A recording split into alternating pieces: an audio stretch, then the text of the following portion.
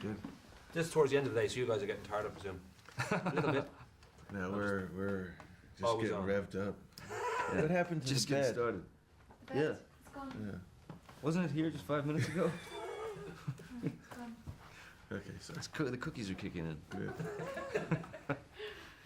Well done again, by the way. Fantastic fun. Thank you. Really Thank good. you. Yeah. Thanks. Okay, Paul. I know the beautiful Stephen Sondheim okayed you without. I heard that you sing a note, and for the 2-hour drive and 2-hour back to the Caribbean, parts of the Caribbean set, you practice and practice. No vocal coach. I think it was Bruce Whitkin, your old bandmate Yeah. in West Hollywood. You recorded. November '06, you get a CD finally.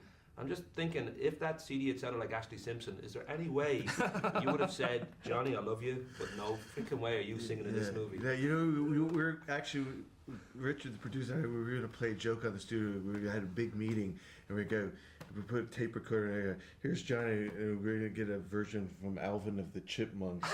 And I think, doesn't he sound great?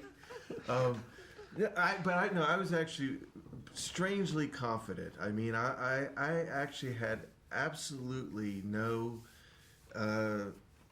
worries, and it's strange because I worry a lot about a lot of things, but I didn't about this, and yet when I heard it, it definitely exceeded my expectations. So I was extremely happy, extremely excited. He made it his own, made it modern, and it's a difficult musical to do. So I was very impressed. I was the one doing all the worrying.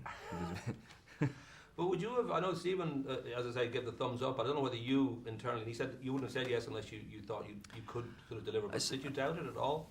I did doubt it, yeah. I mean, I did doubt it. And I knew that I wasn't tone deaf. I mean, I knew that I could, hold a note to some degree, hit a note to some degree. I didn't know if I could hold a note. I didn't know if I could sustain a note. I didn't know if I could.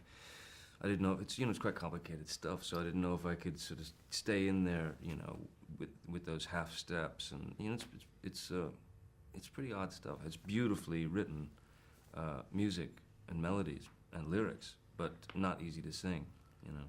I know that it was 1980 thereabouts when you were over in London. You're a young, naive, wide-eyed young college student going to see this in Drury Lane Theatre, and I think it was you went 4 or 5 times, whatever. And I don't know whether that sort of vision you had then, you kind of think, well, this is that movie, or whether inevitably it's completely changed. No, I mean, I think the material was so strong. I always just wanted to do justice to the material because it was right up my. I mean, I like that mixture of all those weird elements together. The beauty of the music versus the weirdness of the imagery and the humor and the melodrama and the tragedy of it together. Is like something I'd never seen before, and so all these many years later to be able to do it, I just wanted to do justice to it because I loved it from the very beginning. I've got to wrap up so very quickly. Yeah. For me, this is best film maybe since Edward Scissorhands. I just think it's a stunning piece of work, but it does strike me thinking back to you two guys then. I don't know whether you'd have even ever imagined that you become, to a degree, very kind of bankable brand names almost. I mean, a Tim Burton film has a cachet. Certainly Johnny Depp has a cachet. Does it kind of strike you as surreal sometimes that you were actually that level of success? It's insane. It does. It's unbelievable, really, isn't it? You didn't read the rule book properly. Anyway, listen, right. nice to talk to you. Yeah, That's very great. nice to talk to you. Thanks Good so to much. see you again. I was going to ask you, I don't know if you've either been to Ireland lately again or.